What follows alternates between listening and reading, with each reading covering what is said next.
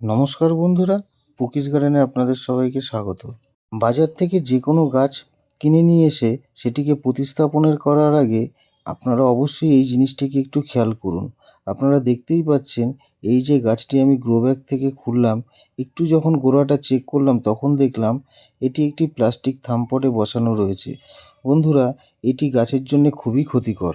আমরা যদি এভাবেই গাছটিকে রিপোর্টিং করে দিই, তাহলে একটা সময় গাছ যত বড় হতে থাকবে তত এটি রুট জ্যামের মতন সমস্যায় পড়তে পারে। এর ফলে এই গাছের যেরকম হেলথ খারাপ হবে, তেমনকি গাছটি মারাও যেতে পারে। তাই সব সময় চেষ্টা করতে হবে খুব সাবধানে এই থামপটটিকে কেটে বার করে দেওয়ার। এটা যেমন দেখলেন প্লাস্টিক থামপট, এরকম গ্রো ব্যাগ সমেত মাটির টবে গাছ বসিয়ে এরা বিক্রি করে। তাই বাজার থেকে কিনে আনা যে কোনো গাছ প্রতিস্থাপনের আগে এই জিনিসগুলো অবশ্যই খেয়াল রাখবেন। আমার ছাদ বাগানেই একটি অ্যাডেনিয়াম গাছের সাথে এমন ঘটনা ঘটেছিল। গ্রো ব্যাগ সমেত গাছটিকে মাটির টবে পুঁতে দেওয়ার ফলে গাছটির শিকড় এমনভাবে জ্যাম হয়ে গেছিল যে গাছটি মরতে বসেছিল।